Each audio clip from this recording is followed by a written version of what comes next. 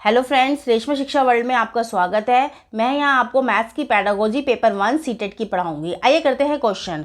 प्रश्न नंबर 1, कक्षा में गणितीय मनोरंजनात्मक क्रियाकलाप तथा चुनौतीपूर्ण ज्यामितीय पहेलियां संबंधी क्रियाकलाप महत्वपूर्ण है क्योंकि। इसका मतलब क्या है, जैसे गणित की कक्षा में हम जैसे मनोरंजन की चीज़ें करवाते हैं गणित के अंदर ही, जो बच्चों को मतलब ना जिसको खेल विधि कहते हैं, और क्या है हम ना पहेलियों के माध्यम से बच्चों को मतलब ना अंक पूछते हैं, शब्द पूछते हैं, पहाड़े पूछते हैं। तो हम ऐसा क्यों कराते हैं, इसका क्या कारण है।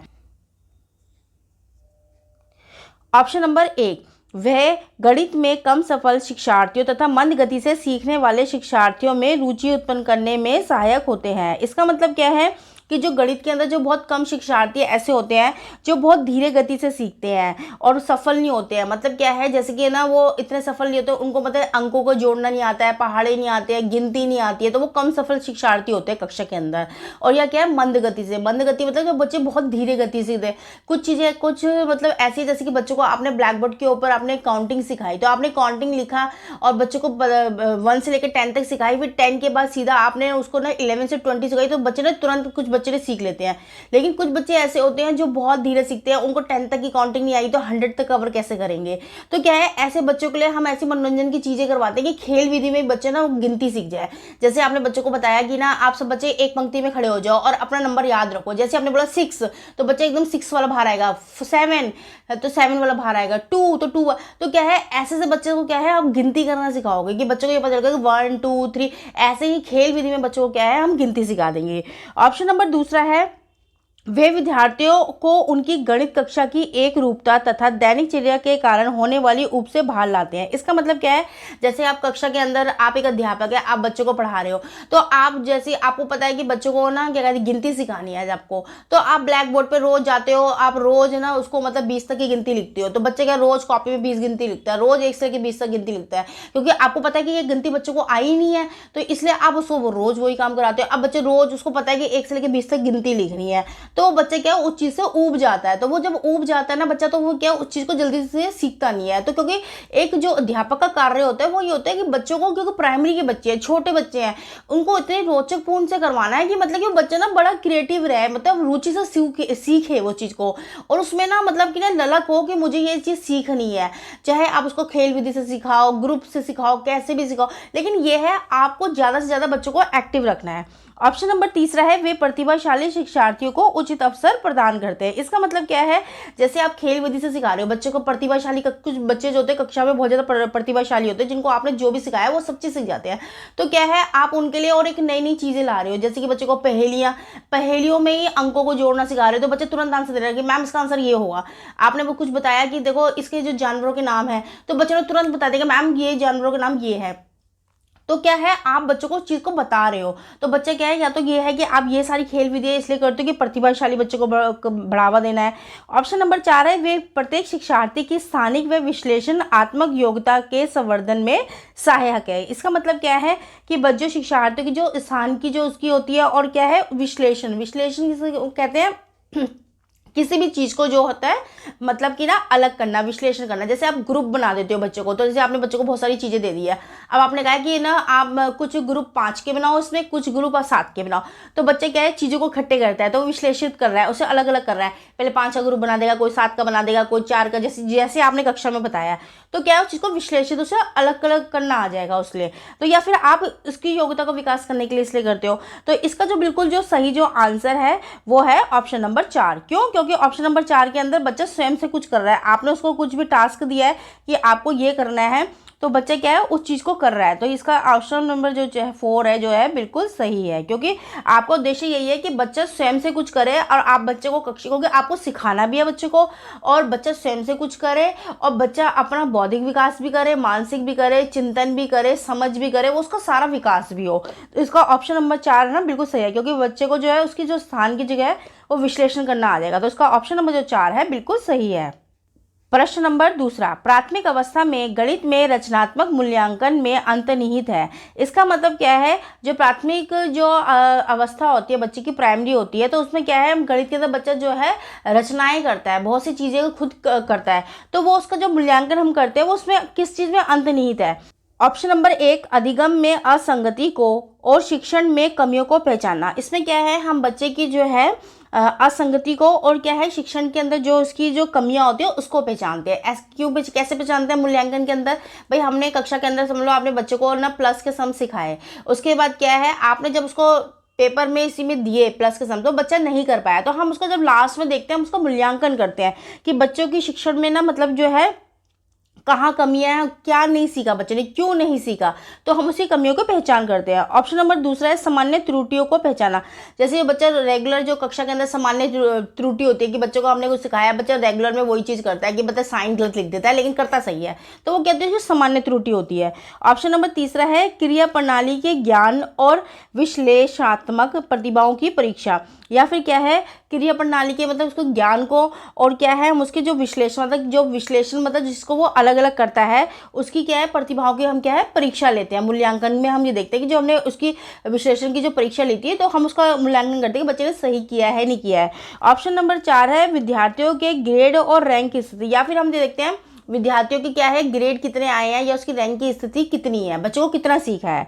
तो इसका जो बिल्कुल जो सही जो आंसर है वो है ऑप्शन नंबर 1। क्यों? क्योंकि हम इसके अंदर क्या करते हैं, हम बच्चे की जो है अधिगम देखते हैं, हम शिक्षण देखते हैं कि बच्चे को जो भी चीज़ करवाई गई थी कि बच्चे ने ना हम उसके कि उसको आया नहीं आया उसकी कमियों की पहचान करते हैं। मूल्यांकन ही इसलिए होता है क्योंकि हम उसकी कमियों की पहचान करने के बाद फिर हम उसको और भी ज़्यादा दूसरे तरीके से बताते हैं जिससे कि बच्चे का वो बिल्कुल सही हो जाए, क्योंकि बच्चे का विकास तभी होगा जब आप उसकी कमियों को पहचानेंगे फिर कमियों को पूरा करेंगे तभी तो बच्चे का विकास होगा। क्योंकि ऐसे तो बच्चे का विकास हो ही नहीं सकता है कि आप उसकी कमियों को जो है अनदेखा करोगे। क्योंकि कक्षा के अंदर एक उसकी जो मूल्यांकन लास्ट में जो बनता है तो वो इसी कारण बनता है कि हम इसमें कमियाँ क्या आती है हमें इसको सुधारना है और उसका क्या है विकास करना है। तो इसका ऑप्शन नंबर जो 1 है बिल्कुल सही है। प्रश्न नंबर तीसरा, एक शिक्षक गणित के सम प्रत्ययों को सिखाते हुए खोजप्रद उपागम का उपयोग करती है, विद्यार्थियों की व्यवहारिक क्षमताओं का उपयोग करती है और उनको चर्चा में शामिल करती है। वह इस युक्ति का प्रयोग किस लिए करती है? इसका मतलब क्या है कि जब वो गणित का जब शिक्षण कराती है तो वो एक बच्चे को ना जो खोजने की विधि का तो वो एक उसका उपयोग करती है। फिर बच्चों को क्या है व्यवहारिक क्षमता मतलब क्या है बच्चों के आपसी व्यवहार की जो है क्षमता का विकास करती है और उनको ना किसी भी कोई भी चर्चा होती है तो उसमें क्या है बच्चों को शामिल करती है कि आप ना मतलब चर्चा में जैसे आपने कुछ पूछा तो बच्चे क्या है आपस में ही चर्चा कर रहे हैं कि ये कैसे होगा क्यों होगा। जैसे कि मोस्टली आप विज्ञान के अंदर बच्चे करते हैं कि ये क्यों क्या कब कहाँ कैसे होगा, तो वो क्या है एक चर्चा में शामिल करती है। तो वो इसका प्रयोग किसके लिए मतलब करती है? ऑप्शन नंबर 1 गणित शिक्षण के उच्चतर उद्देश्य की प्राप्ति के लिए। क्या वो केवल इसलिए करते हैं कि जो गणित का जो शिक्षण है वो जो उच्चतर मतलब बड़ी क्लास का जो उसका उद्देश्य है वो उसकी प्राप्ति के लिए करती है। ऑप्शन नंबर दूसरा है विद्यार्थियों में व्यवहारिक क्षमताओं के विकास के लिए, या फिर ये इसलिए करती है कि विद्यार्थी क्या होते हैं जो बच्चे जो आपस में मिलते हैं जुलते हैं बातचीत करते हैं एक दूसरे से और आपसी जो व्यवहार की जो क्षमता होती है कि भाई कैसे हुआ है ये, फिर वो दूसरा बच्चा उसको बता रहा है फिर वो तीसरे से पूछ रहा है कि तुम्हारा कैसे हुआ, तो वो क्या है उनकी व्यवहारिक मतलब आपस में मिलजुल के जो है क्षमताओं का विकास करना। ऑप्शन नंबर तीसरा है एक निश्चित प्रकार की सोच व तार्किकता विकसित करने के लिए। एक निश्चित प्रकार की सोच कैसे, जैसे खोज परक है।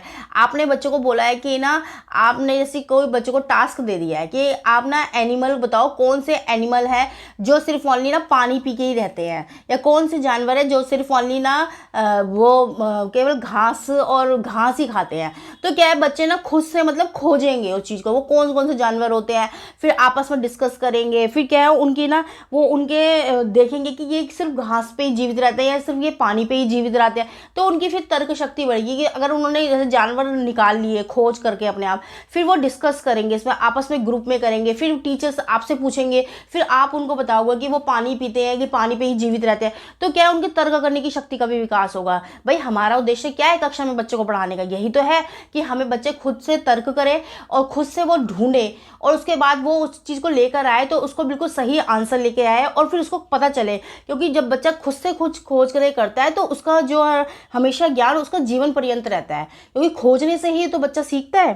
ऑप्शन नंबर 4 है गणित शिक्षण के संकीर्ण उद्देश्य की प्राप्ति के लिए, या फिर क्या है गणित शिक्षण के संकीर्ण उद्देश्य, मतलब क्या है गणित शिक्षण का क्या है, मतलब कि बच्चों को प्लस और घटा जमा गुणा ये सारे आने चाहिए। हमारा उद्देश्य यही है, बच्चों को जमा गुणा भाग ये सारे आने चाहिए, तो हमारा यही मेन उद्देश्य है। तो इस कारण हम बच्चों को खोज परख कराते हैं कि अंकों को जोड़ो, अंक को घटाओ और ग्रुप बनाओ, ग्रुपों को गिनो। तो हमारा ये केवल इस उद्देश्य की प्राप्ति के लिए। तो इसका जो बिल्कुल जो सही जो आंसर है वो है ऑप्शन नंबर 3। क्यों? क्योंकि हमारे को हमेशा वही ऑप्शन लगाना है जिसके अंदर बच्चा खुद से स्वयं से करे, खुद से सीखे, खुद से एक लिस्ट बनाए, पेन कॉपी लेके नोट बनाए कि इसमें हमने क्या क्या चीज़ें खोजी थी, कौन कौन से जानवर थे, क्या क्या थे। तो उसको क्या है, जब वो खोजेगा तो उसको देखो घास वाले भी मिलेंगे, उसको सब्जी वाले भी मिलेंगे, तो उसको सब चीज़ का ज्ञान बढ़ेगा। जब उसको, क्योंकि बच्चे का ज्ञान ही तो बढ़ाना है, हमें बौद्धिक विकास ही तो करना है बच्चे का, क्योंकि जब तक बच्चा 10 चीज़ों को नहीं देखेगा तब तक उसको मानसिक विकास नहीं होगा। तो इसलिए क्या है, इसका ऑप्शन नंबर 3 जो है बिल्कुल सही है। प्रश्न नंबर 4, एक अध्यापक अपनी कक्षा में छात्रों को त्रिभुज की रचना संबंधी प्रश्न हल करवाता है। वह कक्षा में किस क्षेत्र से संबंधित शिक्षण करा रहा है? इसका मतलब क्या है कि जब गणित का जो शिक्षण होता है, एक तो होता है कि अंक गणित जिसमें सिर्फ अंकों का ही करवाते हैं कि भाई उसमें प्लस माइनस एक्स की वैल्यू वाई की वैल्यू होती है। अब इसमें क्या है, वो छात्रों को त्रिभुज की रचना सिखा रहा है। जैसे त्रिभुज बनाया उसने ब्लैक बोर्ड पे, ट्रायंगल शेप बनाई है, तो वो जो बच्चों को उसमें क्या सिखा रहा है कि भाई त्रिभुज, जैसे त्रिभुज का सिखा रहा है कि उनको तीनों का प्लस करके उसका बताओ कि ना त्रिभुज का मान कितना होता है, कि 180 डिग्री होता है, अगर ए प्लस बी को वो एंगल ये बनता है त्रिभुज से ये। तो बच्चों को जो सिखा रहा है कक्षा में, तो किस से संबंधित वो शिक्षण करवा रहा है? तो क्या है, इसका ऑप्शन नंबर 1 है मापन संबंधी करवा रहा है, ऑप्शन नंबर 2 है मूल्यांकन संबंधी करवा रहा है कि वो लास्ट में मूल्यांकन निकालना चाहता है, या ऑप्शन नंबर 3 है अधिगम, केवल अधिगम मतलब सिखा रहा है केवल चीज़ को। ऑप्शन नंबर 4 है सांख्य विधि संबंधी, या फिर क्या है संख्या से संबंधित क्वेश्चन वो करवा रहा है बच्चों को। तो इसका जो बिल्कुल सही जो आंसर है वो है ऑप्शन नंबर 1। क्यों? इसमें क्या करवा रहा है, वो मापन विधि कर रहा है। भाई त्रिभुज करवा रहा है तो इसके अंदर क्या करवाएगा, वो उसका एंगल ही तो निकलवाएगा कि अगर ये कोण जो है 30 डिग्री है, ये 60 डिग्री है, ये 90 डिग्री पे है, या ये ऊपर वाला ना 20 डिग्री का है, तो इन त्रिभुजों का योग बताओ। तो वो क्या है, उसका पूरा मापन ही तो सिखा रहा है उस चीज को, त्रिभुज निकाल के। तो इसका ऑप्शन नंबर जो 1 है बिल्कुल सही है।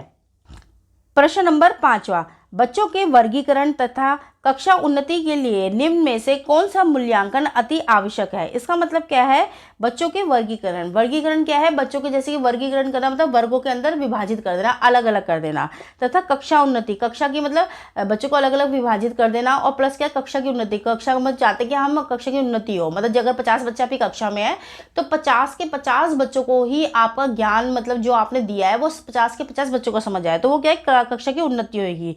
तो इनमें से कौन सा मूल्यांकन, मतलब मूल्यांकन कैसे करते हैं भाई, हम देखते हैं हमने बच्चों को प्लस के सम सिखाए या हमने बच्चों को माइनस सिखाया है, तो पूरी कक्षा को आया ही नहीं आया, तो हम लास्ट में मूल्यांकन करते हैं। तो इसमें से कौन सी जो है अति आवश्यक है, मतलब बहुत ज्यादा, इसमें से कौन सी आवश्यक है? ऑप्शन नंबर 1 व्यापक मूल्यांकन। व्यापक क्या है, मतलब सबका मूल्यांकन, मतलब व्यापक मतलब बड़े स्तर पे। ऑप्शन नंबर 2 है सतत मूल्यांकन। सतत मूल्यांकन किसे कहते हैं, जैसे जो होता है कि एक स्टेज पे थोड़े थोड़े बच्चों को करते हैं हम सतत, मतलब करते रहते हैं, कुछ 1 महीने में किया, 15 दिन में किया, हम सतत करते रहते हैं जो मूल्यांकन। ऑप्शन नंबर 3 है मनोवैज्ञानिक मूल्यांकन। मनोवैज्ञानिक क्या है, हमें उसके जो है एक मनोविश्लेषण से देखते हैं कि बच्चों को ना मूल्यांकन करते हैं कि इसको कितना आ रहा है, क्यों नहीं आ रहा है, क्या है, तो हम एक मनोवैज्ञानिक रूप में करते हैं। ऑप्शन नंबर 4 है व्यक्तित्व मूल्यांकन। व्यक्तित्व किसे कहते हैं, पूरे बच्चे के पूरे व्यक्तित्व का मूल्यांकन किया जाता है। तो इसका जो बिल्कुल जो सही जो आंसर है वो है ऑप्शन नंबर 1। क्यों? हम बच्चे का पूरा व्यापक का मूल्यांकन करते हैं, मतलब उसका हम पूरा मूल्यांकन करते हैं कि बच्चे को क्यों नहीं आ रहा है, क्या आया है, कितने आया है, कितना भाषा सीखा, कितना, तो हम उसका पूर्ण मूल्यांकन, क्योंकि हम जब पूरा मूल्यांकन करें तभी तो हमें बच्चे का पता चलेगा। तो इसका ऑप्शन नंबर जो 1 है बिल्कुल सही है। प्रश्न नंबर 6, निम्न में से क्या परियोजना विधि का एक सिद्धांत नहीं है? इसका मतलब क्या है, इनमें से कौन सी जो है एक जो परियोजना बनाई जाती है तो उसका जो है एक सिद्धांत नहीं है? ऑप्शन नंबर 1 क्रियाशीलता नहीं है, ऑप्शन नंबर 2 जो है वास्तविकता नहीं है, ऑप्शन नंबर 3 उपयोगिता मतलब किसी को उपयोग करना है, ऑप्शन नंबर 4 है मूल्यांकन नहीं है। तो इसका जो बिल्कुल जो सही जो आंसर है वो है ऑप्शन नंबर 4। क्या नहीं है, मूल्यांकन नहीं है इसका।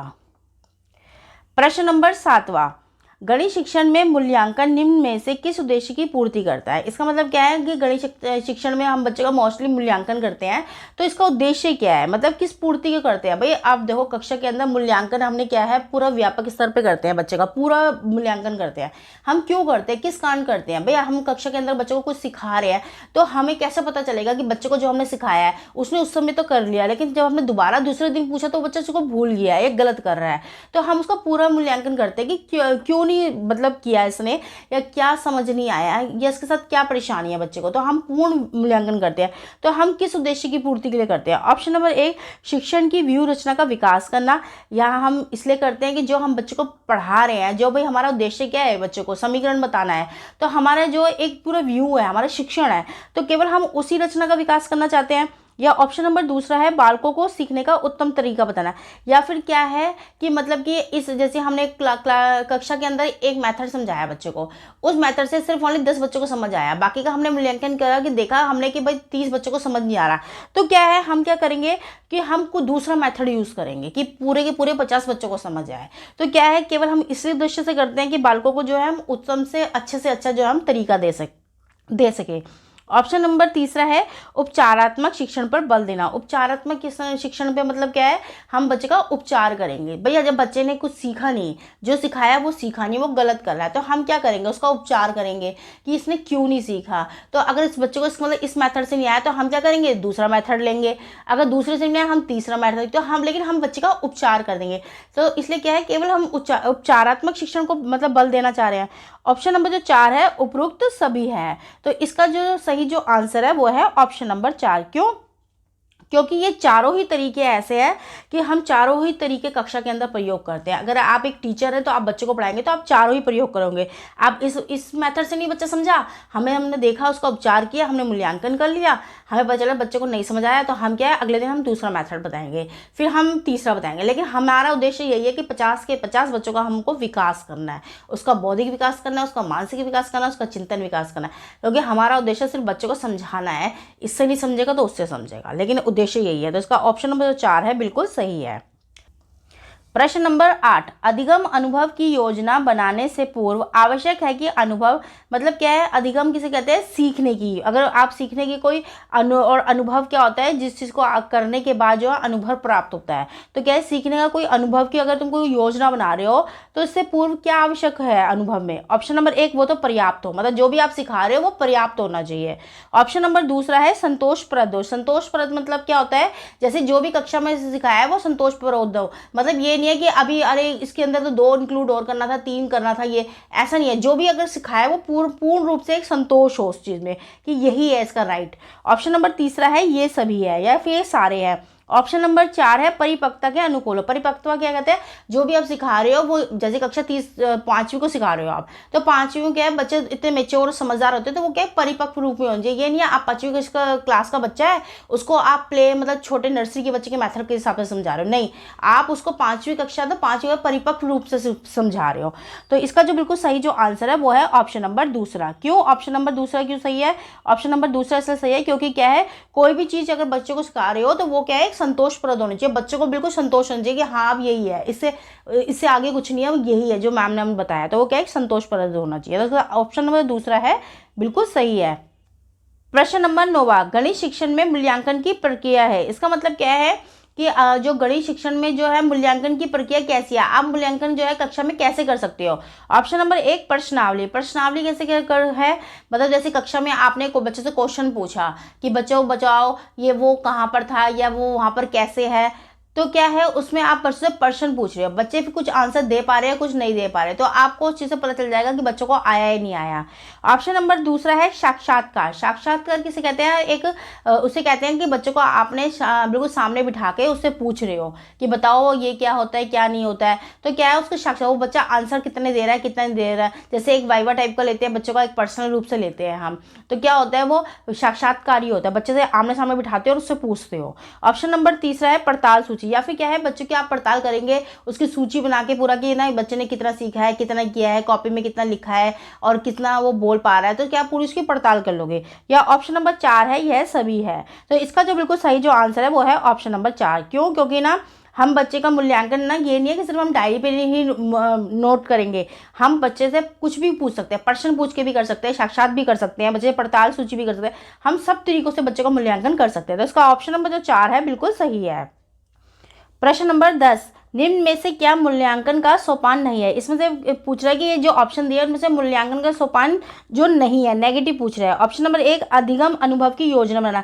क्या मूल्यांकन हम इसलिए करते हैं, जो हम बच्चों को सिखा रहे हैं, अधिगम जो है हम सिखाने का जो अनुभव है उसकी योजना बनाने के लिए कर रहे हैं। ऑप्शन नंबर दूसरा है शिक्षण उद्देश्यों का निर्धारण करना, या फिर क्या है जो हमारे शिक्षण के जो उद्देश्य है उसका जो है निर्धारण करने के लिए। ऑप्शन नंबर तीसरा है शिक्षण उद्देश्य को परिभाषित करना, या फिर क्या है जो शिक्षण के जो हमारे उद्देश्य हैं उसको परिभाषित करने के लिए करते हैं। या ऑप्शन नंबर 4 है उपरोक्त सभी, या ये सभी है। तो इसका जो नेगेटिव पूछा तो ये हमारा इनमें से कोई सा भी उद्देश्य नहीं है। तो इसका ऑप्शन नंबर जो 4 है बिल्कुल सही है। क्यों? क्योंकि मूल्यांकन का सोपान इनमें से कोई भी ऐसा नहीं है कि जो हम मूल्यांकन इसलिए करते हैं। तो इसका ऑप्शन नंबर 4 जो है बिल्कुल सही है।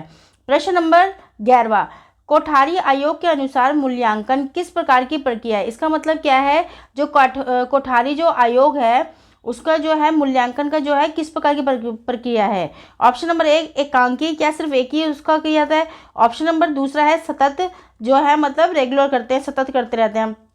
ऑप्शन नंबर तीसरा है उपयोगी है ये, या ऑप्शन नंबर 4 है अनुपयोगी है। तो इसका जो बिल्कुल सही जो आंसर है वो है ऑप्शन नंबर दूसरा, ये क्या है सतत होता है ये कोठारी। प्रश्न नंबर 12, एक अच्छी परीक्षा का लक्षण नहीं है। इसका मतलब क्या है, एक अच्छी जो परीक्षा जो करते हैं उसका जो लक्षण क्या नहीं होना चाहिए, इसमें नेगेटिव पूछ रहा है। हमेशा ध्यान रखना, देखो इसके अंदर वो नेगेटिव पूछ रहा है।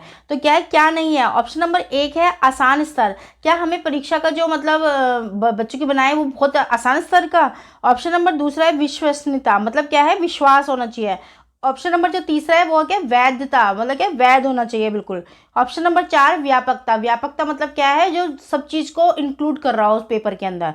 तो इसका जो बिल्कुल सही जो आंसर है वो है ऑप्शन नंबर 1, ये क्या है नेगेटिव है, क्योंकि ये नहीं है कि बच्चों को बिल्कुल आसान पेपर दोगे, आसान स्तर होना चाहिए, नहीं, इसका कोई मतलब नहीं बनता। तो ऑप्शन नंबर 1 जो है बिल्कुल सही है।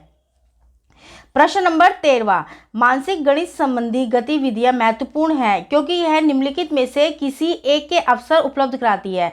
इसका मतलब क्या है, मानसिक गणित संबंधी गतिविधियां क्या होती है, जो बच्चों को हम मैथ्स का क्वेश्चन जो करवाते हैं वो क्या है मस्तिष्क की क्या होती है, ऐसी मतलब होती है गतिविधियां होती है जो बच्चे का क्या है मानसिक विकास करती है।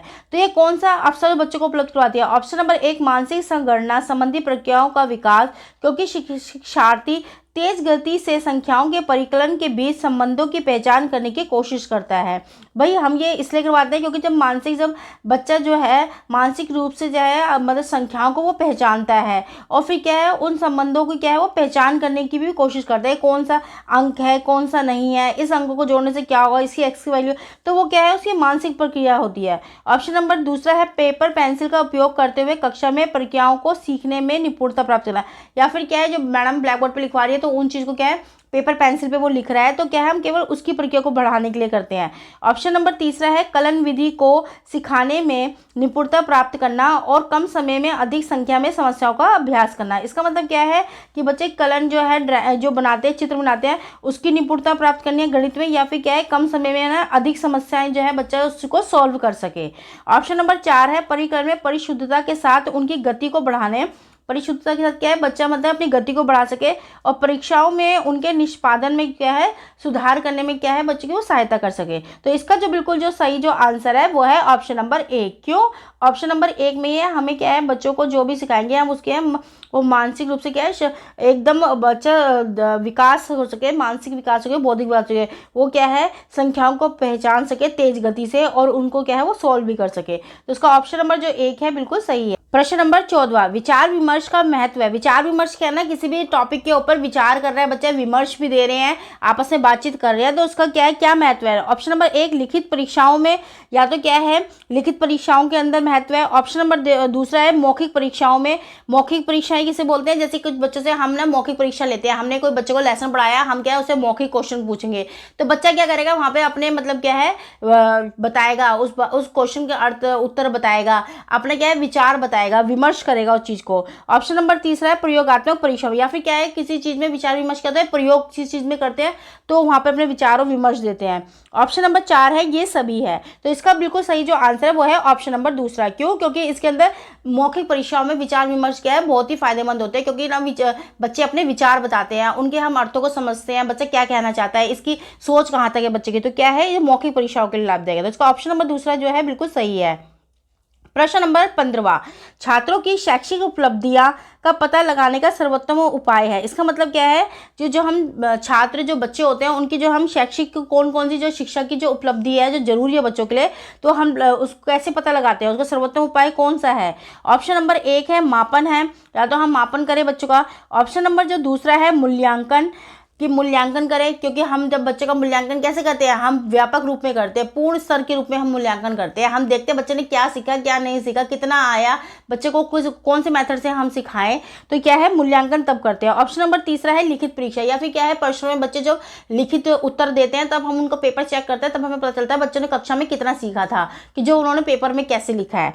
ऑप्शन नंबर 4 है इनमें से कोई नहीं है। तो इसका जो है जो हम शैक्षिक उपलब्धि जो लगाएंगे तो इसका ऑप्शन नंबर दूसरा है बिल्कुल सही है। क्यों? हम सब मूल्यांकन के द्वारा ही हम बच्चों का पता लगा सकते हैं कि बच्चा कितना सीखा है, बच्चों को कितना आया है, तो मूल्यांकन विधि ही हम मोस्टली कक्षा के अंदर प्रयोग करते हैं। तो इसका ऑप्शन नंबर जो दूसरा है बिल्कुल सही है। थैंक यू फ्रेंड्स, रेशमा शिक्षा वर्ल्ड को आप लाइक शेयर एंड सब्सक्राइब कीजिए। मैं ऐसी ही अच्छी अच्छी मैथ्स पेडागोजी की वीडियोस लाऊंगी।